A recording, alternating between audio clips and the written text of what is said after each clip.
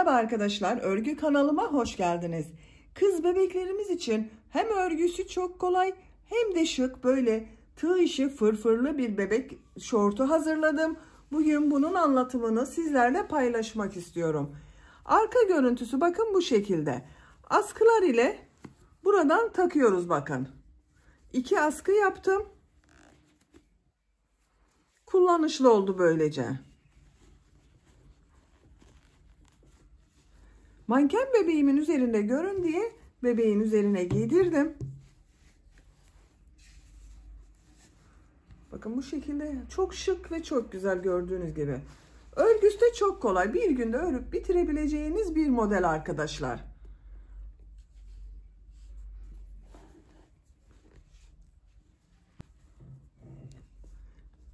Çıkaralım artık.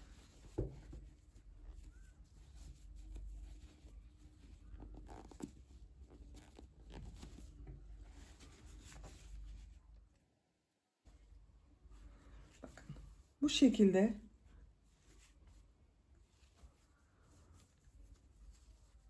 askılı yaptım. Bebeğin üzerinde hem daha kullanışlı oluyor hem de daha şık oldu bakın.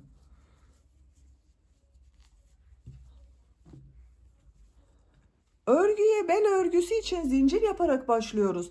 Ben bugün anlatımımı 0-3 aylık bebek ölçüsünde anlatıyorum. Ama siz isterseniz daha fazla sayıda başlayarak daha büyük bebekleriniz için, hatta büyük kız çocuklarınız için bu örgüyü yapabilirsiniz. Bu fırfır bölümlerini bakın ben bu şekilde 3 katlı yaptım. Siz isterseniz bunu 4 katlı yapabilirsiniz. Bebeğin büyüklüğüne göre, çocuğun büyüklüğüne göre bu kat sayısını arttırabilirsiniz arkadaşlar. Bunun örgüsünde iplik olarak Nako Bebe 100 markalı bir iplik var. Bunu kullandım. Premium akrilik bir iplik, %100 premium akrilik özelliği olan bir iplik. Renk numarasını soran arkadaşlar için de 230-69. Kullandığım iplik üzerinde 100 gram iplikte 360 metre var. İnce dokulu bir iplik, bir yumak iplik yeterli arkadaşlar. Tığ olarak da elimin sıklığına ve ipliğin kalınlığına uygun olarak 2,5 milimetre tığ kullandım. Kullandığınız iplik üzerinde kaç numara tığ kullanmanız gerektiği tavsiye edilmektedir. Bakın bu iplik üzerinde 2,5 tavsiye ediliyor. Ben de 2,5 milimetre tığ kullandım. Siz 3-3,5 milimetre tığ kullanırsanız benimle aynı sayıda yaptığınız zaman yaptığınız örgünün ölçüsü 6-12 aylık bebek için olacaktır arkadaşlar. Tığ numarası örgünün büyüklüğü için çok önemli ve elinizin sıklığı. Eliniz çok sıkı değilse daha büyük beden için olacaktır. Buna takım yapmak isterseniz bakın böyle çok şirin ve güzel bir de bebek hırkası var. Bu da çok kolay arkadaşlar. Böyle güzel bir bebek hırkası yapmak isterseniz bunun anlatımı YouTube kanalımda var. Yapmak isteyen arkadaşlar için bu hırkanın olduğu YouTube linkini ben bu videonun açıklama bölümüne ekliyorum. Siz izlediğiniz bu videonun açıklama bölümünde bulunan tığ işi bebek hırkasının üzerine tıklarsanız bunun gibi güzel bir hırka yaparak üzerine takım yapabilirsiniz. Ben böyle süsleme yaptım. Siz isterseniz farklı süslemeler kullanabilirsiniz. Bakın bu şekilde süslemeler yapabilirsiniz. Pembe renkli fiyonklar yapabilirsiniz. Bakın bunun yerine bu şekilde fiyonk dikebilirsiniz. Ben iğne ile diktim arkadaşlar bunu. Veya bu şekilde bakın çiçek süslemesi yapabilirsiniz. Tercihinize göre istediğiniz gibi süsleyebilirsiniz. Veya fırfırları var zaten hiç süsleme yapmadan sade olarak kullanabilirsiniz. Düğme olarak da zaten arkaya bakın 2 tane düğme yaptım. 2 düğme yeterli. Ölçülerini de size söylüyorum. Başlamadan önce fikriniz olsun. Bel örgüsünün buradan genişliğini ölçüyorum. 19 santimetre bakın esnek arkadaşlar o zaman 20 santimetre oluyor. Yüksekliğini ölçüyorum. A ortasına kadar olan yükseklik 16 santimetre. Bu ölçüde 0-3 aylık bebek için güzel bir ölçü oldu. Bu askının uzunluğunda bebeğinizin omuzundan geçirip arka ile ön bölümü birleştirecek şekilde hazırlayabilirsiniz arkadaşlar. Ben bugün bu ipliği kullandım ama siz bu örgümüzü istediğiniz marka iplik ve renkleri kullanarak örebilirsiniz. İpliği, tığı hazırlayalım. Hep birlikte bu güzel şort örgümüze başlayalım. Örgü kanalıma abone değilseniz abone olmayı unutmayın lütfen. Örgü kanalıma abone olmak ücretsiz. Örgü kanalıma ücretsiz abone olup orada bulunan zil şeklinde dokunarak açık yaparsanız kanalıma video yüklediğim zaman ilk önce size bildirim gelir. Örgülerimden herkesten önce sizin haberiniz olur. İzlediğiniz videolarıma beğeni ve yorumlarınızı da yaparsanız çok sevinirim arkadaşlar. Hepinize kolay gelsin. İyi çalışmalar.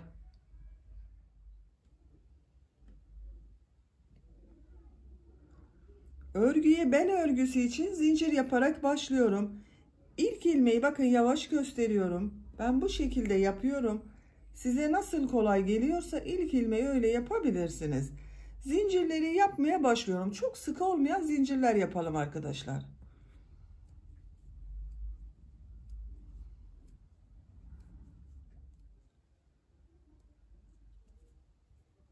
...90 zincir yaptım. Çok sıkı yapmadım zincirleri bakın. Bu sırada bu zincirler üzerine trabzan yapacağız. 90 zincirin kaç santimetre olduğunu ölçüyorum.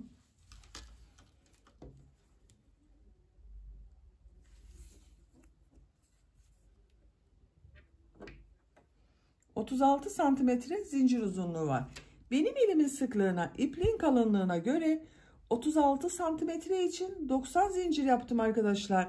Siz kullandığınız ipliğin kalınlığına, tığ numarasına ve el sıklığına göre 36 santimetre için daha fazla zincir yapmanız da gerekebilir, daha az zincir yapmanız da gerekebilir. Ben bugün 0-3 aylık bir bebek için yapıyorum. Bakın bu ölçüde oldu. Bel örgüsüne göre yapıyoruz. Siz daha büyük bebekler için yapıyorsanız belini ölçerek yaparsanız iyi olur.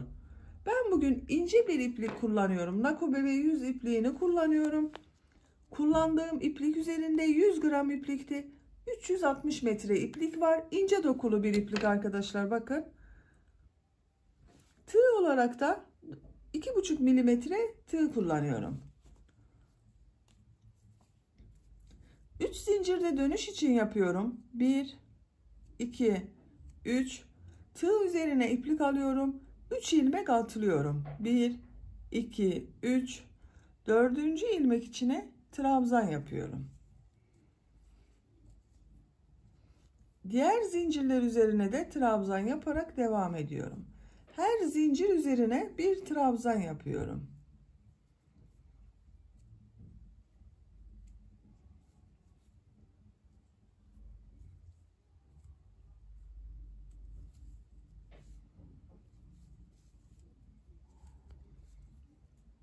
Zincirler üzerine trabzanlar yaparak sıra sonuna kadar devam edelim. Zincirler üzerine trabzan yaparak sıra sonuna kadar tamamladım. Bu şekilde bir sıra trabzan sırası elde ettim arkadaşlar. Bu bir sırada toplam 90 trabzan var. Bu 3 ilmek atlayarak yaptığımda bir trabzan oluyor. Bununla birlikte 90 trabzan var. Bu 90 trabzanın tekrar ölçelim kaç santimetre olduğunu.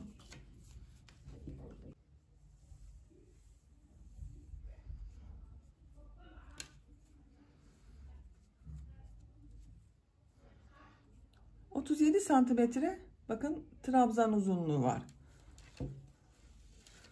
Bu sıradan itibaren bunu birleştiriyoruz. Tek parça yapıyoruz.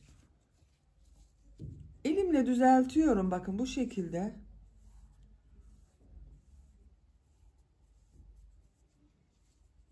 İlk yaptığım burada bir ilmek var. Bakın 3 ilmek atlayarak yaptığım ilmeğin bu 3. ilmek üzerine tığ takıyorum. İlmek kaydırma yaparak sırayı birleştiriyorum. Bakın yuvarlak oldu arkadaşlar. 2 zincir yapıyorum. İkinci sıradayız. Bu sırada bu yaptığım trabzanları bir düz bir ters boşluklardan alarak trabzan yapıyorum. İlk gördüğüm bu trabzanı bakın tığı boşluğa takıyorum. Trabzan yapıyorum. İpliği tığın üzerine alıyorum. İkinci trabzanı ters taraftan boşluktan alıyorum. Trabzan yapıyorum. Düz taraftan boşluktan alıyorum. Trabzan yapıyorum. Ters taraftan boşluktan alıyorum. Trabzan yapıyorum. Bir düz bir ters boşluklardan alıyoruz. Trabzan yapıyoruz.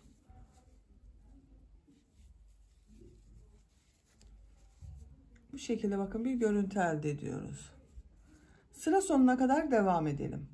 Trabzanları bir düz bir ters boşluktan alıp trabzan yaptım. Sıra sonuna kadar tamamladım.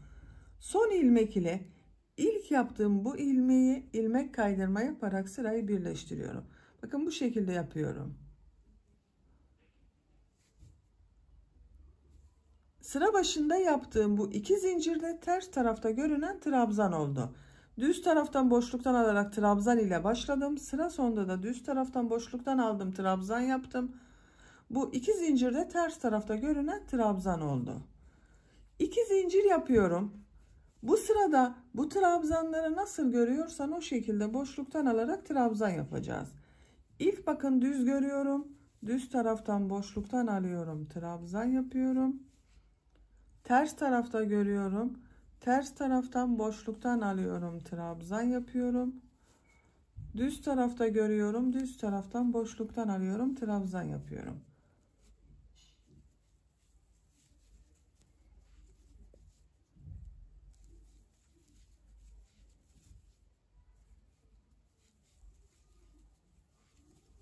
Nasıl görüyorsan o şekilde boşluktan alarak trabzan yapıyoruz.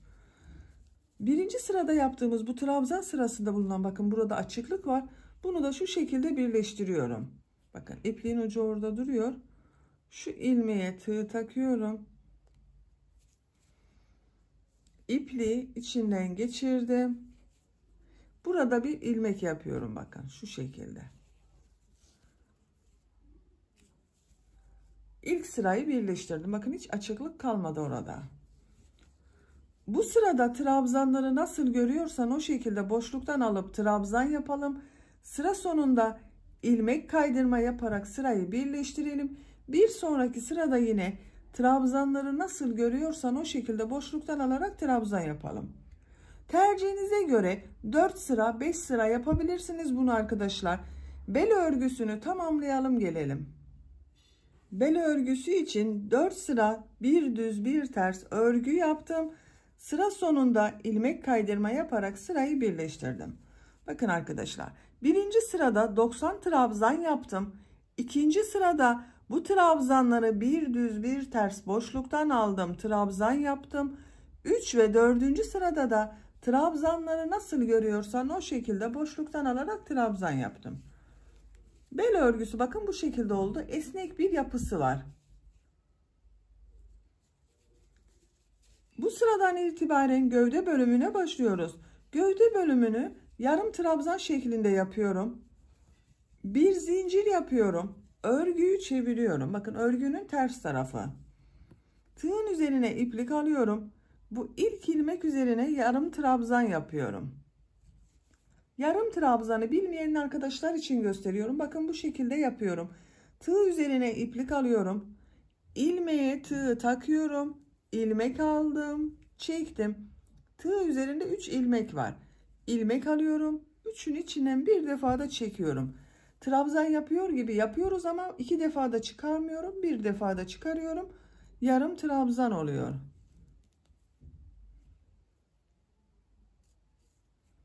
Bu şekilde bakın.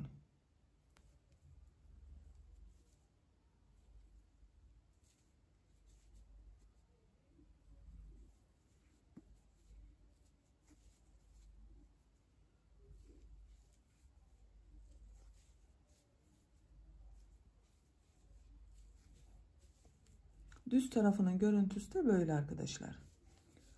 Sıra sonuna kadar yarım trabzan yaparak devam edelim. Yarım trabzan yaparak sıra sonuna kadar tamamladım. Son ilmek ile ilk yaptığım bakın bu ilmeği ilmek kaydırma yaparak sırayı birleştiriyorum. Bakın görüntüsü böyle arkadaşlar, birleştirme yeri. Bu bir sırada toplam 90 yarım trabzan var. Bir zincir yapıyorum, örgüyü çeviriyorum. Örgüyü çevirerek örüyoruz. Bu ilk ilmek üzerine yarım trabzan yapıyorum. Diğer ilmekleri de yarım trabzan yaparak devam ediyorum. Her ilmek üzerine bir yarım trabzan yapıyorum. Bu şekilde. Sıra sonuna kadar devam edelim. Sıra sonuna kadar yarım trabzan yaparak tamamladım. Son ilmek üzerine de yarım trabzan yapıyoruz arkadaşlar, bakın. Bu ilmek üzerine de yarım trabzan yapmayı unutmayalım. Bu bir sırada toplam 90 yarım trabzan var. Son ilmek ile ilk ilmeği ilmek kaydırma yaparak sırayı birleştiriyorum. Bakın bu şekilde oldu. Bir zincir yapıyorum, örgüyü çeviriyorum. Yarım trabzan yapıyorum yine. İlk ilmek üzerine yarım trabzan yapıyorum. Diğer ilmekleri de yarım trabzan yaparak devam ediyorum.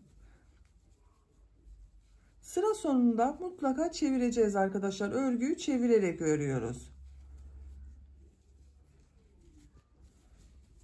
Bakın düz tarafının görüntüsü böyle. Bu 90 yarım trabzan ile gövde bölümünün örgüsüne devam edelim.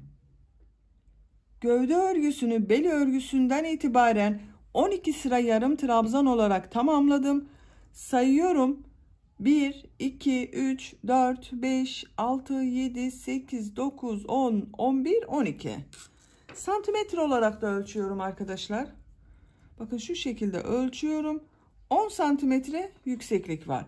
Benim yapacağım ölçü için bu yeterli. Siz daha büyük bebek için yapıyorsanız 1 santimetre daha örgü örebilirsiniz veya 2 santimetre, yapacağınız bebeğin büyüklüğüne göre bu yükseklik değişecektir.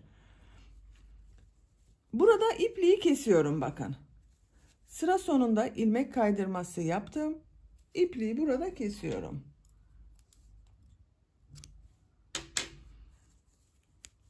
Bu sıradan itibaren bacak bölümlerini öreceğiz arkadaşlar. Onları işaretlemek için sayıyorum. Bu bir sırada toplam 90 yarım trabzan var. Arka ortayı buluyorum. Bakın bu birleşim yaptığımız yer arka orta olacak.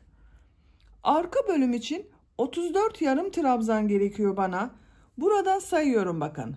1, 2, 3, 4, 5, 6, 7, 8, 9, 10, 11, 12, 13, 14, 15, 16, 17. 17.'ye işareti takıyorum. Bu arka bölümün yarısı oluyor. Diğer yarısında bakın bu kestiğimiz ipliğin buradan sayıyorum. 2, 4, 6, 8, 10, 12, 14, 16, 17.'ye de işaret takıyorum. Arka bölümü yapacağımız yeri işaretledik. Şimdi ön bölüm için işaret yapalım. Ön bölüm ile arka bölüm arasında bacak bölümünde kalacak olan ilmekleri sayıyorum.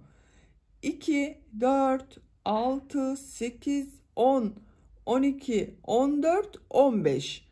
16.'ya işaret yapıyorum.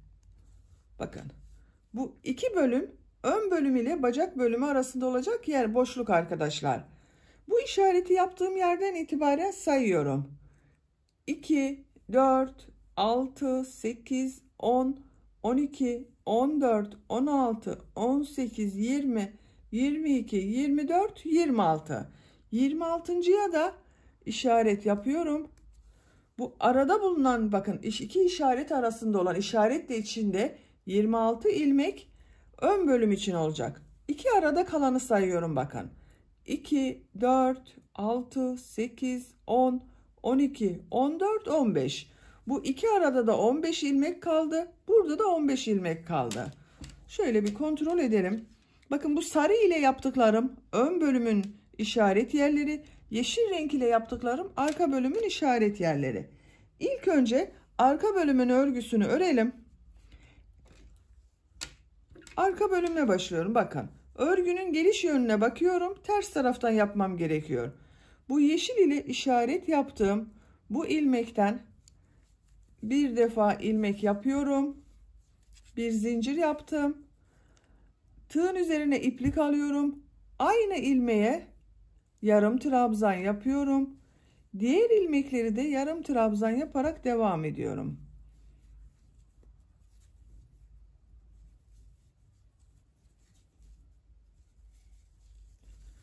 Bu işareti yaptığım, bakın yeşil renkli işaret yaptığım yere kadar yarım trabzanlar yaparak devam edelim.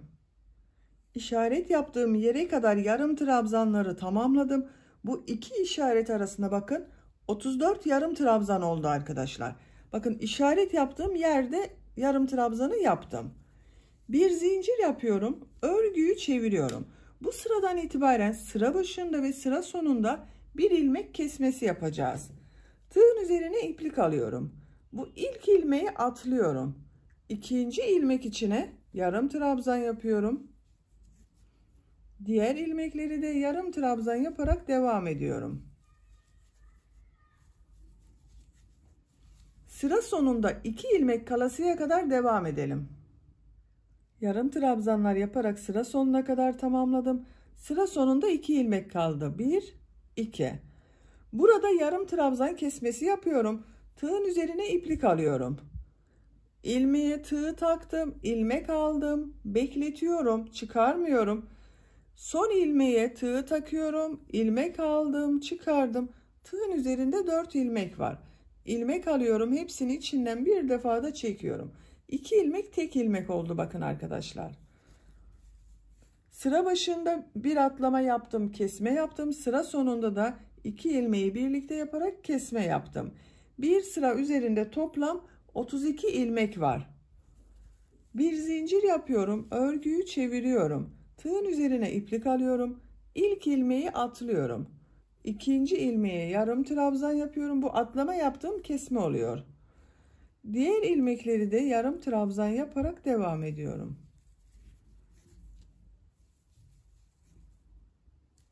Sıra sonunda bakın burada 2 ilmek kalasıya kadar devam edelim. Sıra sonuna kadar yarım trabzan yaptım. Bakın burada 2 ilmek kaldı. 1, 2. Bu 2 ilmeği tek ilmek yapıyorum. Tığın üzerine iplik alıyorum. İlmekten ilmek aldım, bekletiyorum. Son ilmeğe tığ takıyorum. İlmek aldım, bekletiyorum. Tığın üzerinde 4 ilmek var. Hepsinin içinden bir defa da çekiyorum. Sıra başında bir kesme yaptım. Sıra sonunda bir kesme yaptım. Bir sıra üzerinde toplam 30 ilmek var arkadaşlar. Bir zincir yapıyorum. Örgüyü çeviriyorum. İlk ilmeği atlıyorum. İkinci ilmek içine yarım trabzan yapıyorum. Yarım trabzanlar yaparak sıra sonunda 2 ilmek kalasıya kadar devam edelim. Sıra sonunda kesmeyi bir defa daha göstermek istiyorum. Sıra sonuna kadar tamamladım. Sıra sonunda 2 ilmek kaldı. 1, 2. Tığın üzerine iplik alıyorum. Yarım trabzan kesmesi yapıyorum.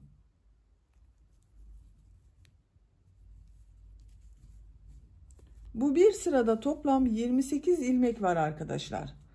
Bir zincir yapıyorum, örgüyü çeviriyorum. Birinci ilmeği atlıyorum, ikinci ilmeğe yarım trabzan yapıyorum. Diğer ilmeklerde yarım trabzan yaparak devam ediyorum. Sıra başında ve sıra sonunda birer ilmek kesmesi yapıyoruz her sırada. Örgü bu şekilde devam edecek arkadaşlar. Sıra başında ve sıra sonunda bir ilmek kesmesi yaparak örgüye devam edelim. 14 ilmek kalasıya kadar sıra başında ve sıra sonunda birer ilmek kesmesi yaptım. Sayıyorum bakın. 2, 4, 6, 8, 10, 12, 14. 14 ilmek var bir sırada. Bir sırada düz yapıyorum. Kesme yapmadan. Bir zincir yapıyorum. Örgüyü çeviriyorum. Atlama yapmıyorum. İlk ilmek üzerine yarım trabzan yapıyorum. 1, 2, 3, 4, 5, 6, 7, 8, 9, 10, 11, 12, 13, 14. Bakın sıra başında sıra sonunda kesme yapmadım. 14 ilmek ile tamamladım. İpliği kesiyorum.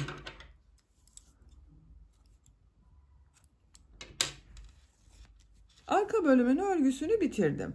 Kaç sıra yaptığımı sayıyorum. Bakın işaret yaptığım yerden sonra 1, 2, 3, 4, 5, 6, 7, 8, 9, 10, 11, 12 sıra oldu arkadaşlar. Şimdi ön bölümü yapalım.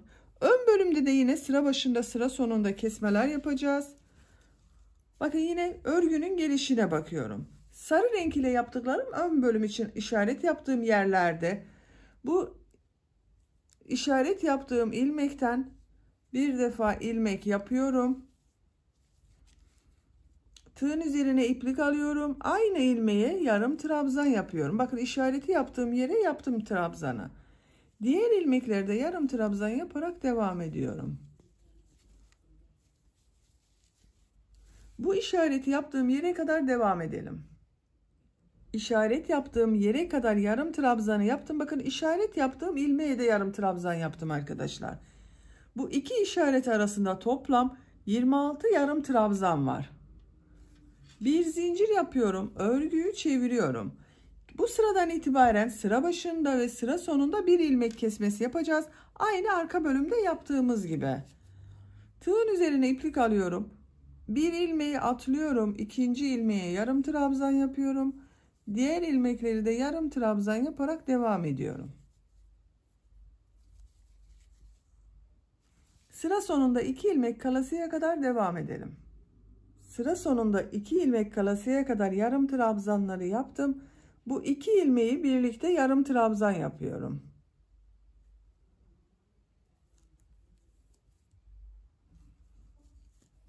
Bakın 2 ilmeği tek ilmek yaptık.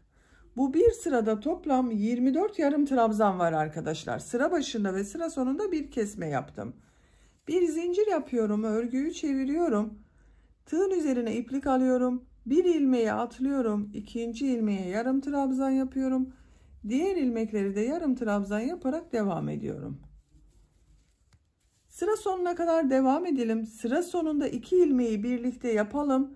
Bir zincir yapıp örgüyü çevirelim. Bu şekilde ön bölümün örgüsünü de arka bölümde yaptığımız gibi sıra başında ve sıra sonunda bir ilmek kesmesi yaparak 14 ilmek kalasıya kadar devam edelim. Bakın burada 14 ilmek kaldı.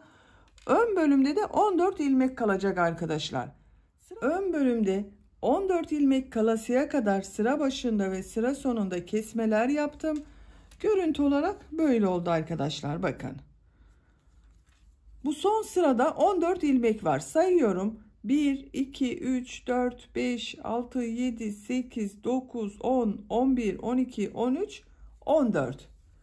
Arka bölümde de 14 ilmek kaldı. Ön bölümde de 14 ilmek kaldı. Arka bölümü bakın burayı 12 sıra yaptım. Ön bölümü de 12 sıra yapmam gerekiyor. Kaç sıra yaptığımı sayıyorum. 1, 2, 3, 4, 5, 6, 7 sıra. 12'ye tamamlamak için 5 sıra bu 14 ilmek ile yarım trabzanlara devam ediyorum. Bir zincir yapıyorum. Örgüyü çeviriyorum. Kesme yapmadan bakın atlama yapmıyorum. İlk ilmeğe yarım trabzan yapıyorum. Diğer ilmekleri de yarım trabzan yaparak devam ediyorum.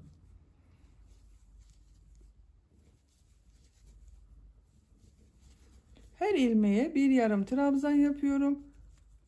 Sıra sonuna kadar devam edelim.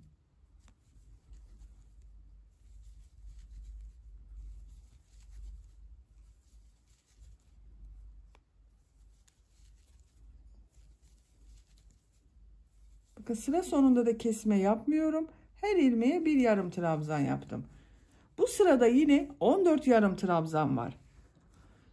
Bu yükseklik 12 sıra olasıya kadar 4 sıra daha 14 trabzan ile örgüye devam edelim. Ön bölümün örgüsünü bu 14 ilmek ile bakın 5 sıra olarak tamamladım. Başlangıçtan itibaren kaç sıra olduğunu sayıyorum. 1, 2, 3, 4, 5, 6, 7, 8, 9, 10, 11, 12 sıra var. Arka bölümü de 12 sıra yaptım. Ön bölümde 12 sıra oldu. Bakın şu şekilde arkadaşlar. Görüntüsü böyle. Şimdi bu ön bölüm ile arka bölümü birleştireceğiz. İlmek kaydırması yaparak birleştiriyorum. Şu şekilde tutuyorum. Bakın. Arka bölümün bu ilk ilmeğin üzerine tığı takıyorum. Burada bulunan ilmeği ilmeğin içinden çektim. İkinci ilmeğe tığı takıyorum. Karşıdan da ikinci ilmeğe tığ taktım. İlmek kaydırması yapıyorum.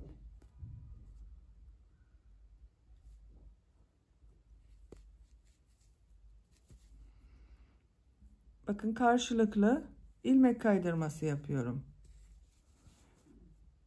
İlmeğe tığ takıyorum. Karşıdan da ilmeğe tığ taktım. İlmek aldım, çektim. Tığın üzerinde bulunan ilmekten de çekiyorum. 14 ilmek var zaten. 14 ilmek kaydırması yapıyoruz.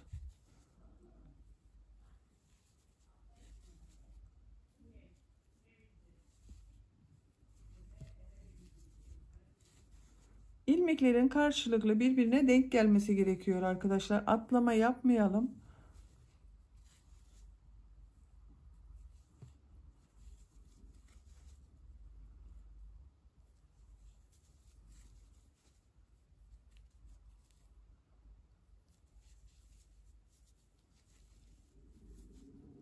Son ilmekleri yapıyorum.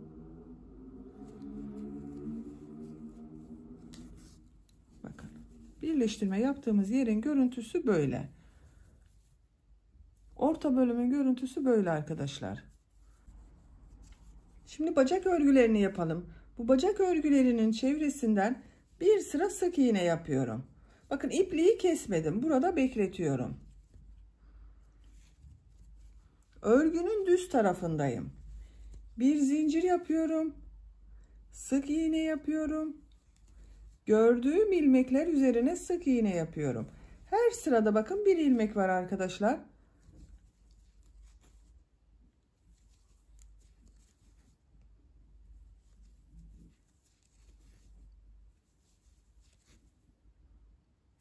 Sık iğneler yaparak bu başladığımız yere kadar devam edelim. Bacak örgüsünün çevresinde bir sıra sık iğne yaparak bakın başladığım yere kadar tamamladım. Bu boş bıraktığımız yerde de bakın sık iğneler yaptım arkadaşlar. Son ilmek ile ilk yaptığım bu ilmeği ilmek kaydırması yaparak sırayı birleştiriyorum. Bakın sırayı birleştirdim. Görüntüsüne bakalım. Bakın bir sıra sık iğne yaptık. Daha düzgün görünsün diye yaptım arkadaşlar bu sık iğneyi. Buranın kaç santimetre olduğunu ölçmedim arkadaşlar.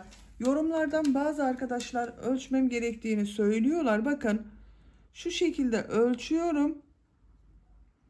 8 santimetre. Kesme yaptığımız yer 8 santimetre.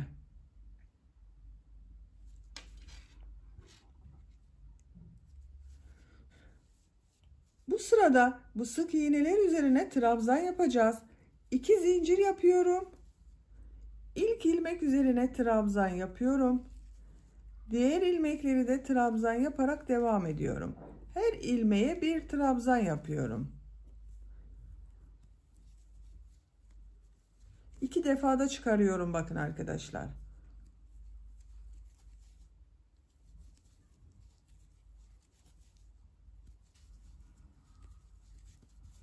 Bu şekilde trabzanlar yapıyoruz. Sıra sonuna kadar devam edelim. Trabzan sırası yaparak sıra sonuna kadar tamamladım. Son ilmek ile ilk ilmeği ilmek kaydırması yaparak sırayı birleştiriyorum bakın. Bakın trabzan sırasını yaptığımız zaman görüntüsü böyle oldu.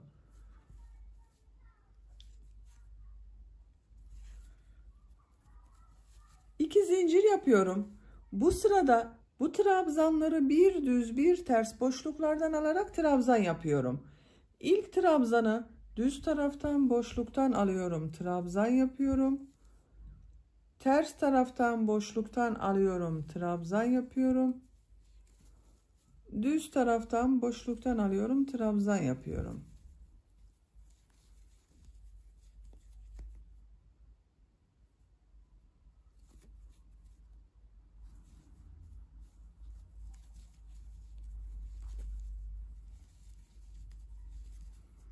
Bu şekilde.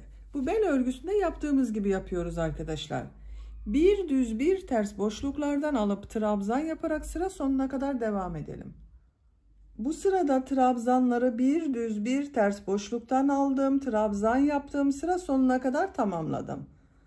Son trabzanda bakın düz taraftan boşluktan alıp trabzan yaptım.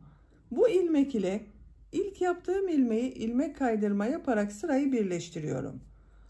Sıra başında yaptığım bu iki zincirde ters tarafta görünen trabzan oldu bakın. Bacak örgüsünün görüntüsüne bakalım. Bakın bu şekilde arkadaşlar. İki zincir yapıyorum. Bu sırada bu yaptığım trabzanları nasıl görüyorsam o şekilde boşluktan alarak trabzan yapıyorum. Düz tarafta görüyorum. Düz taraftan boşluktan alıyorum. Trabzan yapıyorum. Ters tarafta görüyorum. Ters taraftan boşluktan alıp trabzan yapıyorum. Bir düz bir ters boşluklardan alarak trabzan yapıyoruz.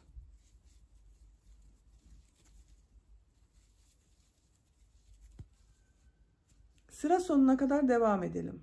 Sıra sonuna kadar nasıl görüyorsam o şekilde boşluktan alıp trabzan yaptım. Son ilmek ile ilk ilmeği ilmek kaydırma yaparak sırayı birleştiriyorum. İpliği kesiyorum.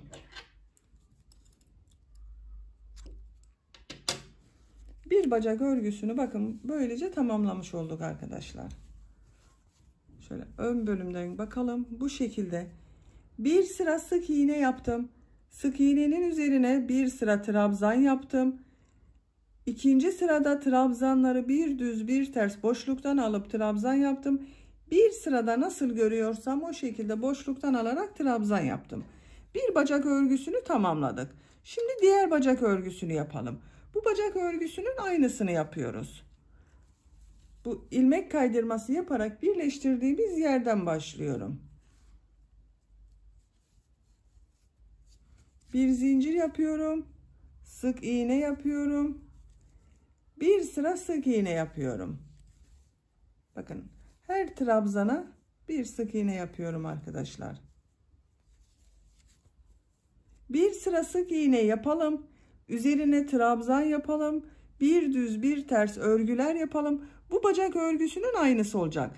Bu bacak örgüsünde ilk sırada kaç sık iğne başladıysanız bunda da aynı sayıda yapmanız gerekiyor arkadaşlar. Yoksa bacak örgüsünün birisi dar birisi geniş olur. Güzel bir görüntü olmaz. Bu bacak örgüsünün aynısını bu bacak örgüsünde de yapalım gelelim. Diğer bacak örgüsünde bu bacak örgüsüyle aynı sayıda yaptım. Bakın görüntü olarak böyle oldu arkadaşlar.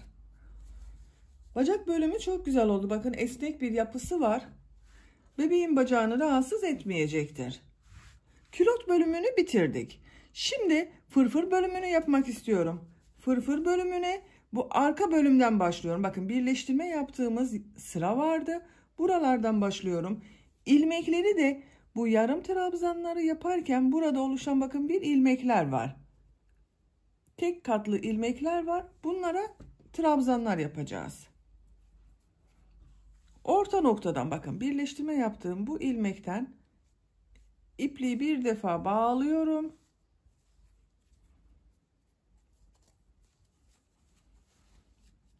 Şu şekilde bakın katladığınız zaman görünüyor zaten ilmekler arkadaşlar. Birer ilmek görünüyor. Bağladığım ilmekten bir ilmek yapıyorum. 3 zincir yapıyorum. Aynı ilmek içine 2 trabzan yapıyorum. 1 2 İkinci ilmek üzerine de 2 trabzan yapıyorum. 1 2 Bakın ilmekler şu şekilde arkadaşlar. Tek ilmeği alıyoruz. Bu ilmek üzerine 3 trabzan yapıyorum. 1 2 3 Diğer ilmek üzerine 2 trabzan yapıyorum. 1 2 Diğer ilmek üzerine 3 trabzan yapıyorum. 1 2 3 Bakın. Şu şekilde şu gördüğümüz ilmeklere yapıyoruz. Bir ilmeğe 3 trabzan, 1 ilmeğe 2 trabzan, 3 trabzan, 2 trabzan, 3 trabzan yapıyorum. Bu şekilde sıra sonuna kadar devam edelim. İlmekler üzerine trabzanlar yaparak sıra sonuna kadar tamamladım. Son yaptığım ilmek ile sıra başında yaptığım ilmeği ilmek kaydırma yaparak sırayı birleştiriyorum. Bakın arkadaşlar, bu şekilde fırfırlı bir bölüm elde ettik. Bu sırada bir ilmeğe 2 trabzan yaptım, bir ilmeğe 3 trabzan yaptım. Bu şekli elde ettik arkadaşlar. İkinci sıradayız. İkinci sırada her ilmek üzerine bir trabzan yapıyorum. 2 zincir yapıyorum. İlmekler üzerine birer defa trabzan yapıyorum. Her ilmek üzerine bir trabzan yapıyorum.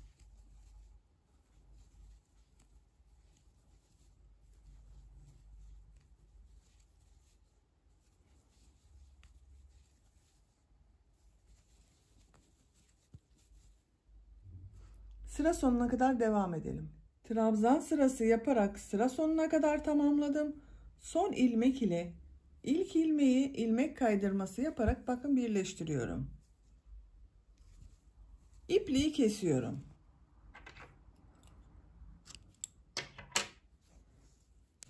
Bakın. Fırfır katının birisini bitirdik. Görüntü olarak böyle oldu. Siz isterseniz böyle de kullanabilirsiniz ama ben bugün kat kat yapmak istiyorum. İkinci katı nereden yapacağıma bakıyorum arkadaşlar. Bakın 1, 2, 3 sıra atlıyorum. Dördüncü sıraya bakın buraya ikinci katı yapıyorum. Yerlerini işaretleyelim isterseniz. Buradan da sayıyorum. 1, 2, 3 sıra atlıyorum. Dördüncü sıraya üçüncü katı yapacağız. Şu şekilde yerlerini belirledik. Siz daha büyük bebekler için yapıyorsanız bu trabzan sırasını üçer sıra yapabilirsiniz. 3 katlı yapabilirsiniz. 4 katlı yapabilirsiniz. Bakın şu şekilde düzgün geliyor. Tam üzerine denk geliyor. Buradan ikinci kata başlıyorum arkadaşlar.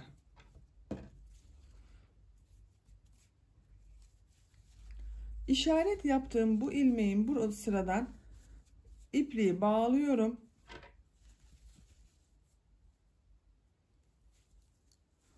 İşareti çıkarıyorum.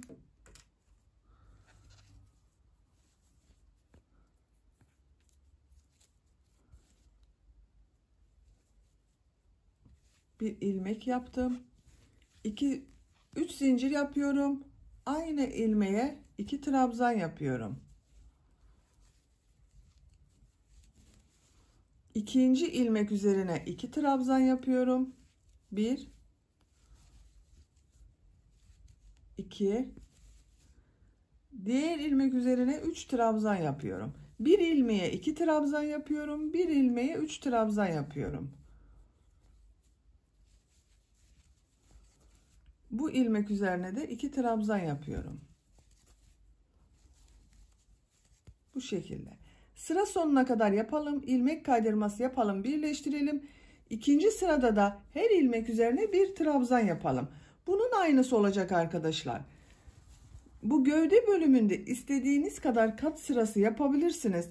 Bakın benim birisinde buraya yapıyorum. Siz de kendinize göre ayarlama yaparak bu kat örgülerini bitirelim gelelim. 3 katlı fırfır olarak ben çalıştım arkadaşlar. Bakın bu şekilde aynı mesafeyi bıraktım bakın.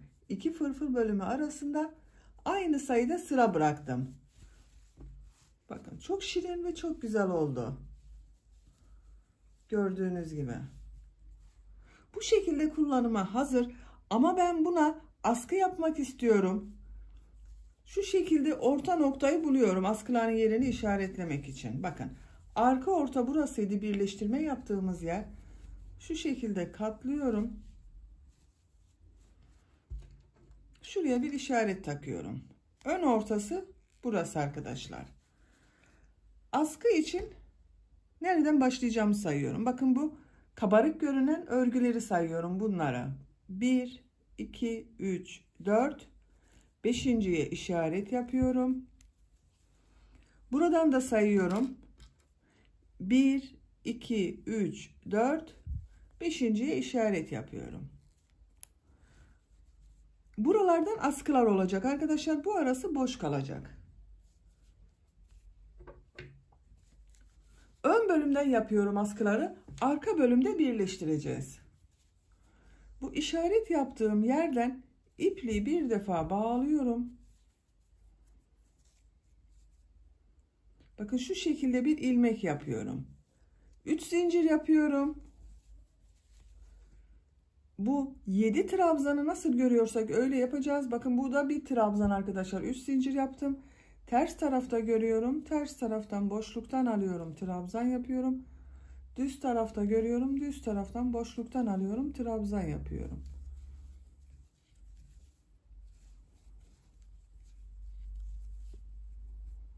Bel örgüsü yaptığımız yerin devamı oluyor burası bakın.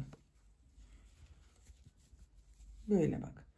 1, 2, 3, 4, 5, 6, 7. Bu 3 zincir yaptığımızda bir trabzan. 3 zincir yapıyorum. Örgüyü çeviriyorum. Trabzanları nasıl görüyorsam o şekilde boşluktan alarak trabzan yapıyorum.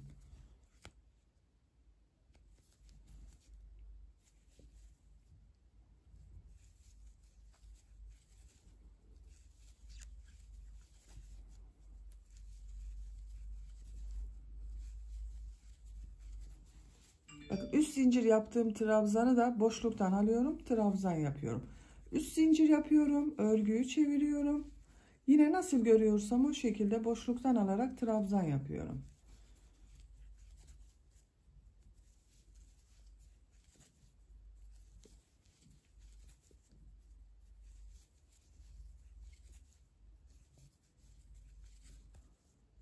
Bakın.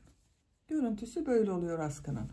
Bu askının örgüsü bu 7 trabzan ile nasıl görüyorsan o şekilde boşluktan alarak trabzan yapacağız, devam edecek. Diğer askının örgüsünde başlayalım. 2 askının örgüsünü birlikte öreriz. Diğer askının örgüsüne ipliğin diğer ucunu aldım bakın arkadaşlar. Bu işaret yaptığım yer vardı bakın. Bunu 1, 2, 3, 4, 5, 6, 7 trabzan üzerine yaptım. Bunda da aynı şekilde sayıyorum. 1, 2, 3, 4, 5, 6, 7. 7.'ye ipliği bağlıyorum. Bu 7. olan trabzandan bir ilmek yapıyorum. 3 zincir yapıyorum. Trabzanları nasıl görüyorsam o şekilde boşluktan alıyorum. Trabzan yapıyorum. Düz gördüklerimi düz taraftan boşluktan alıyorum. Ters tarafta gördüklerimi ters taraftan boşluktan alıyorum. Bakın bu işaret yaptığımı düz taraftan boşluktan alıyorum. Trabzan yapıyorum. Bakın sıra başında ve sıra sonunda olanları düz taraftan alıyoruz arkadaşlar. 3 zincir yapıyorum. Örgüyü çeviriyorum. Trabzanları nasıl görüyorsam o şekilde boşluktan alıyorum. Trabzan yapıyorum.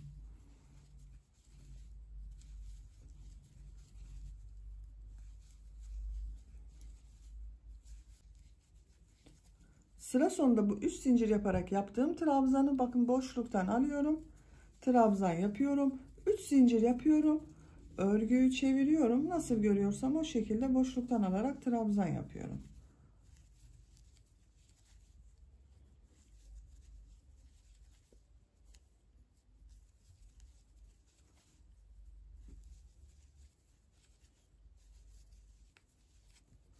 Bu şekilde. Her iki askının örgüsü bu şekilde devam edecek arkadaşlar. Bu arka ortada birleştireceğiz. Bebeğin omuzlarından geçireceğiz. Arka ortada birleştireceğiz. İki askının örgüsünü bu 7 trabzan ile bir düz bir ters boşluklardan alıp trabzan yaparak devam edelim. Askının örgüsünü ben birisini tamamladım. Bakın ucuna da bu şekilde düğme iliği yaptım arkadaşlar. Diğer askının örgüsünü de düğme iliği yapacağım yere kadar ördüm. Düğme iliğini sizinle birlikte yaparız. Kaç sıra ördüğümü sayıyorum. 2, 4, 6, 8, 10, 12, 14, 16, 18, 20, 22, 24, 26, 28, 30, 32, 34, 36, 38, 40, 42, 44, 45 sıra oldu. 45 sıranın sonunda bakın düğme iliği için yapacağım yere kadar tamamladım. 3 zincir yapıyorum. Örgüyü çeviriyorum. Düz taraftan görüyorum. Düz taraftan boşluktan alıyorum. Trabzan yapıyorum. Ters taraftan boşluktan trabzan yapıyorum. Bakın 1, 2, 3 trabzan oldu.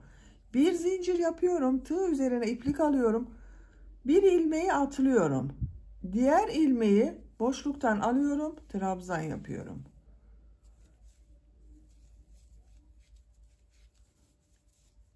Bakın sıra sonunda da 3 taneyi gördüğüm gibi boşluktan alarak trabzan yaptım. 3 zincir yapıyorum. Örgüyü çeviriyorum. Nasıl görüyorsam o şekilde boşluktan alıyorum. Trabzan yapıyorum. Bu bir zincir yaptığım bakın düğme iliğinin üzerine bir trabzan yapıyorum. Diğerlerini nasıl görüyorsam o şekilde boşluktan alıyorum. Trabzan yapıyorum.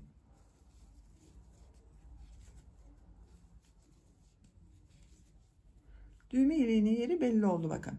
3 zincir yapıyorum. Örgüyü çeviriyorum. Nasıl görüyorsam o şekilde boşluktan alıyorum. Trabzan yapıyorum. Bakın bu trabzanda boşluktan alıyorum. Trabzan yapıyorum.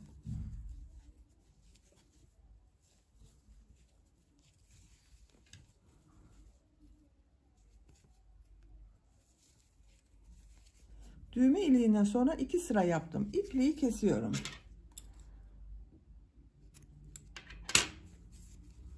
Bakın bu askının örgüsünü de tamamladım arkadaşlar. 2 askı aynı uzunlukta oldu. Bu askıları bakın arka bölüme 2 tane düğme diktim.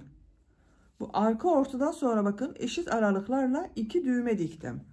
Şu şekilde bebeğe giydirdikten sonra omuzundan geçirerek takıyoruz.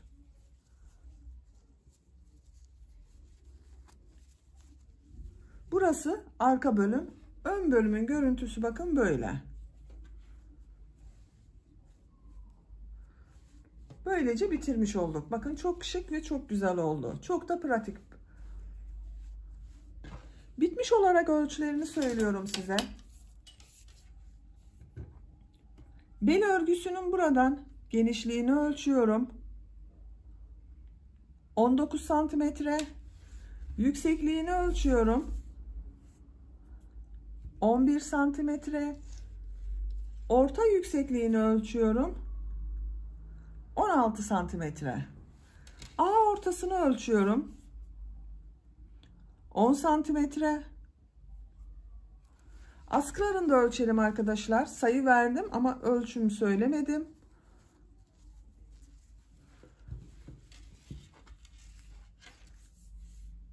Askıyı başladığım yerden 0 noktasına tutuyorum.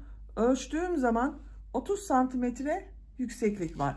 Bu askı uzunluğu sizin yapacak olduğunuz bebeğin büyüklüğüne göre değişecektir. Bebeğin omuzlarından geçirin. Burayla birleşecek bakın. Esnek zaten arkadaşlar bakın. Örgü çok esnek. Daha ileriki aylarda da kullanılabilir.